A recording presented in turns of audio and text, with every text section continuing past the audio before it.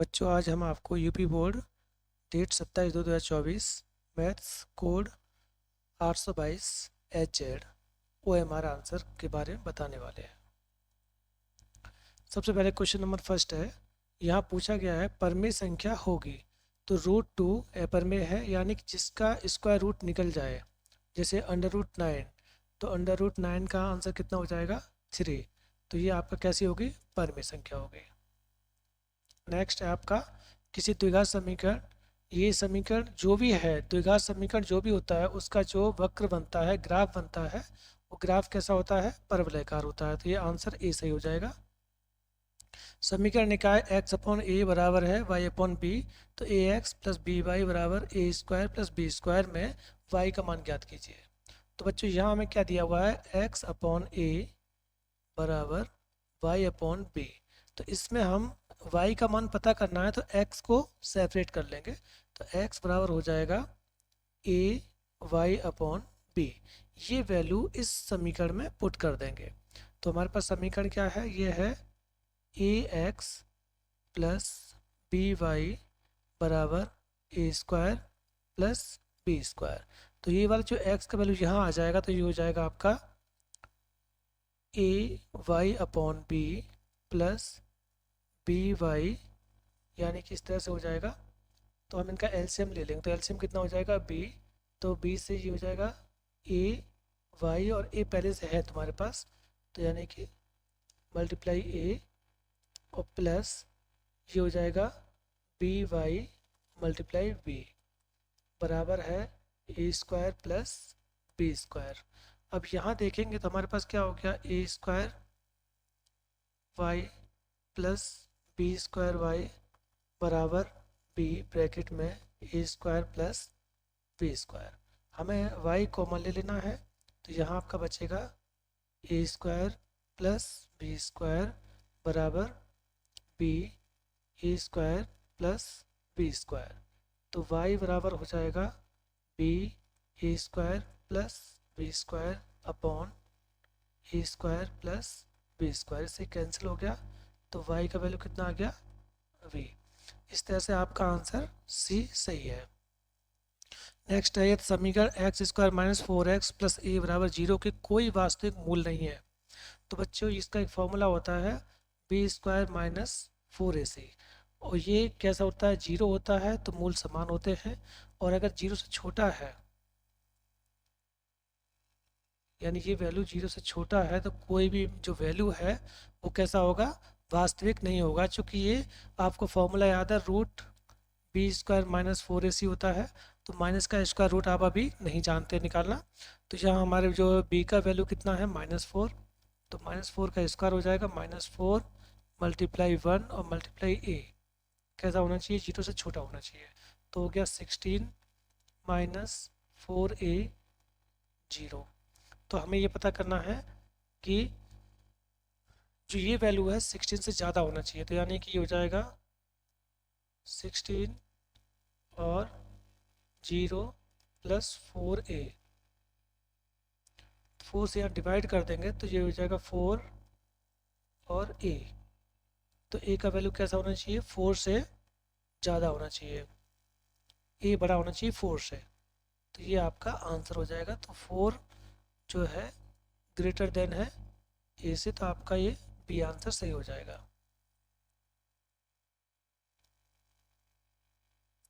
क्योंकि a जब बड़ा होगा तभी ये माइनस में आएगा, क्योंकि a का वैल्यू जब ज़्यादा होगा तभी तो ये 16 से ज़्यादा आएगा, तब भी माइनस में आ सकता है, हमें माइनस में चाहिए आंसर, तो इसलिए आपका ये सही है। हालांकि दोनों दिखने में एक जैसे हैं लेकिन हमें a ज़्यादा चाहिए 4 से। अब ये देखिए बच्चों इसमें है कि हमारे पास √2 इस तरह का दिया हुआ है,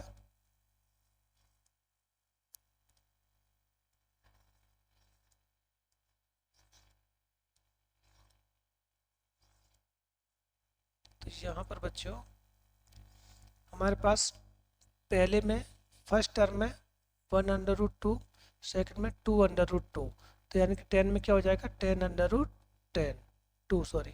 तो इसको हम इस तरह का कोई भी यहाँ विकल्प नहीं है, इसका मतलब 10 को अंदर ले जाया गया है, तो हो जाएगा 2 मल्टीप्लाई 10 मल्टीप्लाई 10, तो हो जाएगा √200। तो हमारा ऑप्शन कौन सी हो जाएगा, सी।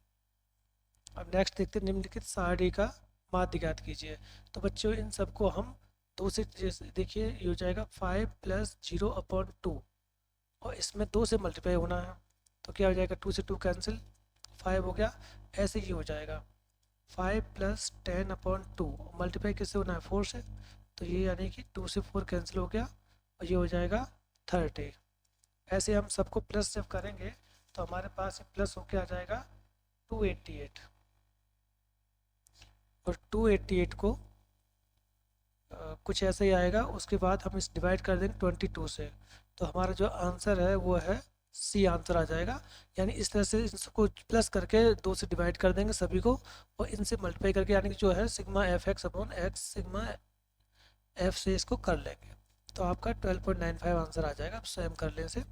अब जैसे एक ट्राइंगल ए बी सी और ये, इसमें बच्चों हमें क्या करना होता है कि इन दोनों में जो भुजाएं दी गई हैं उनमें देखेंगे बी इसके पास भी है, बी इसके पास भी है, डी इसके पास भी है, डी इसके पास भी है, तो इसका मतलब ये एंगल कैसे होना चाहिए, बी और डी इक्वल होने चाहिए।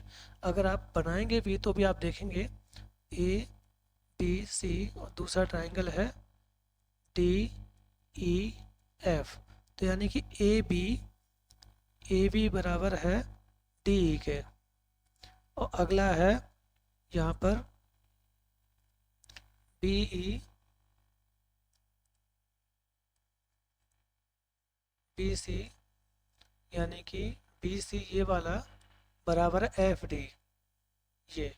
तो बच्चों ये वाला जो एंगल है इसके बराबर होगा, यानी जो यहाँ पे आ रहे हैं दोनों बीच में बी और डी, तो इसलिए डी आपका आंसर सही है। नेक्स्ट क्वेश्चन है 0,4 0 0 3,4 त्रिभुज का परिमाप। तो परिमाप का मतलब ये है बच्चों, इस तरह से है आपका, एक 0,4 है, तो यानी कि 4 ये हो गया, और एक है 3,0 ये हो गया। अब इसका हम जानते हैं कितना आता है, 5, पाइथागोरस प्रमेय से 5 आ जाएगा। इन तीनों को प्लस कर देंगे, 4 3 7 5 12, तो आपका सी आंसर सही है। इसमें पाइथागोरस लगा के 5 आ रहा है, मैं शॉर्ट बता रहा हूँ। और मैंने बच्चों को ये और बताया है कि 3 और 4 जब भी आए तो आप ये समझ लेना कि सामने 5 आएगा, क्योंकि ये आपका क्या है, एक पाइथागोरियन ट्रिक है जो 7th 6 में आप पढ़ते आ रहे हैं, इसलिए इसको याद कर लें। नेक्स्ट है आपका 3 10 4, वो तो सह का मान ज्ञात कीजिए। देखिए बच्चों फिर से 3 आ गया, 4 आ गया, इसका मतलब क्या है कि एक आपका लंब हो गया, 4 लंब है, और ये 3 आधार हो गया। तो अगला क्या आना है, 5 ही आना है, मैंने आपको बता दिया है। विकर्ण क्या आएगा, 5, तो यानी कि अब आपका कर्ण कितना हो गया, 5 हो गया। तो कर्ण जो है हमें सेक चाहिए, सेक का मतलब क्या है, लाल बट्टी कक्का से एल ए एल और के ए, तो यानी कर्ण बटे आधार, तो कर्ण कितना 5 और आधार कितना है 3, तो 5/3 आंसर हो जाएगा डी का। नेक्स्ट देखते हैं क्वेश्चन नंबर 9, ये हो चुका है। ये बच्चों इसमें क्या करना है, दोनों पक्षों का हम वर्ग कर देंगे, तो हो जाएगा आपका tan² alpha plus cot² alpha plus 2 tan alpha और cot अल्फा, यहाँ हो जाएगा 25। तो बच्चों tan से cot कैंसिल हो जाएगा, 2 यहाँ डिवाइड हो जाए, सब्ट्रैक्ट हो जाएगा, तो आपका आंसर आ जाएगा 23। नेक्स्ट है साइन थीटा कोसेक थीटा। बच्चों इसे बट्टे में ले जाएंगे तो हो जाएगा ये साइन थीटा बराबर 1/साइन थीटा, इसको यहाँ पहुँचाएंगे तो sin² थीटा बराबर 1 हो जाएगा, और साइन थीटा बराबर हो जाएगा √1, और साइन थीटा बराबर कितना हो जाएगा 1। अब ये टेबल पे आपको थीटा का वैल्यू पूछा है, तो देखते हैं ये साइन और साइन 1 कहाँ मिलता है, ये आता है आपका 90 में, और 90 को हम लिखते हैं π/2।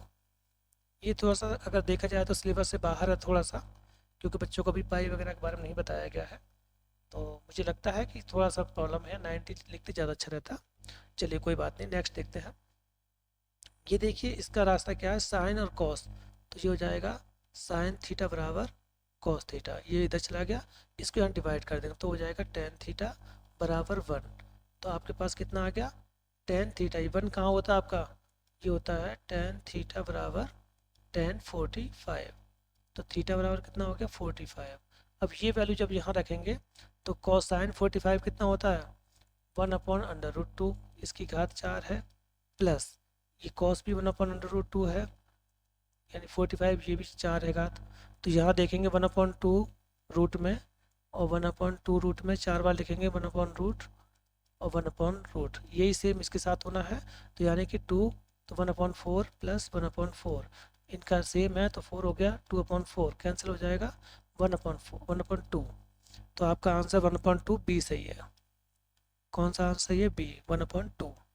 यहाँ देखेंगे बच्चों, स्पर्शरेखा की लंबाई दी गई है, तो ये आपका हो गया, यहाँ स्पर्शरेखा की लंबाई 24 है, ये आपका 25 है। बच्चों आपको ये हमेशा से प्रॉब्लम रहती है कि ये यहाँ 90 बनता है, तो ये आपका कारण है। तो यानी कि 25 का वर्ग 625, और यहाँ पर जो आपका 24 है ये आपका इसमें से माइनस कर देंगे, 24 का वर्ग 576,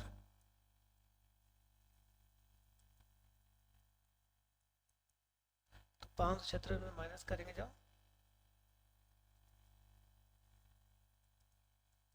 तो ये आपका आ जाएगा 49, और 49 का स्क्वायर कितना हो जाएगा? 7। तो आपका ये ए सही है, 7 आंसर सही है। क्वेश्चन नंबर 14, यदि एक बिंदु P से O केंद्र वाले किसी वृत्त पर PA PB इस पर रेखाएं क्रम से 80, तो यानी कि ये आपका इस तरह का बोला गया, यहाँ 80 बन रहा है, और यहाँ पर आपके 2 हैं, तो ये P बिंदु है, O केंद्र है, और यहाँ पर PA और PB, और एंगल आपसे पूछा गया है POA, यानी ये वाला पूछा गया है। तो बच्चों हमें ये पता है कि ये वाला एंगल और ये वाला एंगल 180 होता है, तो 100 हो गया, और इसका ये हाफ हो जाता है, तो यानी कि 2 से डिवाइड कर देंगे तो 50। तो आपका आंसर हो जाएगा बी सही है, 50। नेक्स्ट देखते हैं, आर त्रिज्या वाले वृत्त की त्रिज्या घटक क्षेत्रफल ज्ञात कीजिए। बच्चों हमें याद है 360 theta upon 360 pi r square, लेकिन पाई आर स्क्वायर इसमें है नहीं है, तो ये कैंसिल हो जाएगा। इसमें 2 में मल्टीप्लाई ऊपर कर दिया गया, 2 में नीचे कर दिया, ये आपकी टेक्स्ट बुक से लिया गया है, तो इसका आंसर बी सही है, theta upon 722 pi r square. Next देखेंगे, एक ठोस पाइप का व्यास 4 सेंटीमीटर, तो हमें व्यास की जरूरत नहीं है, तो डिवाइड कर देंगे, 2 आगे त्रिज्या, आर कितनी होगी 2, हमारा फॉर्मूला होता है पाई आर स्क्वायर एच, और पाई में दिए गए वैल्यू, तो यानी कि 2 2 जा 4, और 4 मल्टीप्लाई 20, ये हो गया 80, तो 80 पाई, डी आंसर सही है। क्वेश्चन नंबर देखेंगे अब 17, आर त्रिज्या के एक ठोस अर्धगोले का कुल पृष्ठीय क्षेत्रफल ज्ञात कीजिए। तो बच्चों 4 पाई आर स्क्वायर पूरा होता है, आधा हो जाएगा 2 पाई आर स्क्वायर, और पूरा पूछा गया है कुल, तो नीचे 1 पाई आर स्क्वायर और होता है, तो 3 पाई आर स्क्वायर हो जाएगा, सी आंसर सही है, 3 पाई आर स्क्वायर। निम्नलिखित सारणी का माध्यक वर्ग होगा, माध्यक वर्ग के लिए इन सबको जोड़ना होता है, तो देखिए 8 और 2 10, और ये आपका 30 हो गया, 30 और 10 40, 40 और 10 50, और 50 का आधा कितना होगा? 25, 25 किसके अंदर आता है? इसके अंदर, तो आपका ये हो जाएगा 20 माइनस 30, 20 से 30, तो 20 30 यानी बी आंसर सही है आपका, यानी 20 से 30 वर्ग अंतराल जो है वो आपका सही आंसर है। एक बारंबारता सारणी का माध्यक क्रमशः 30 35 है, तो बच्चों इसमें क्या होता है? माध्यक बराबर होता है 3 माध्यक बराबर 2 माध्य और प्लस बहुलक, ये आपका फॉर्मूला है। तो 3 में से जब इसको मल्टीप्लाई कर देंगे, 3 जो है आपका है माध्यक जो है 35, तो ये आपका हो जाएगा 105 मल्टीप्लाई हो गया, और ये हो जाएगा 2 मल्टीप्लाई 30 यानी कि 60, और प्लस बहुलक, सॉरी ये 30 है, 30 60 हो गया, तो 105 और 60, ये हो जाएगा 45। तो इसका आंसर आपका सही है 45, यानी बी सही है 45। नेक्स्ट क्वेश्चन, यदि एक घटना निश्चित रूप से घटती है तो उसकी प्रायिकता क्या है? कोई घटना है निश्चित घटती है, तो यानी कि 1/1, तो आंसर हो जाएगा 1। कोई घटना है, ठीक है, एक ही घटना है, एक बार निश्चित घटती, तो 1/1 बराबर 1, तो इसका आंसर डी सही है। तो इस बच्चों को मुझे उम्मीद है कि आपको ये ऑब्जेक्टिव जो है समझ में आए होंगे। धन्यवाद।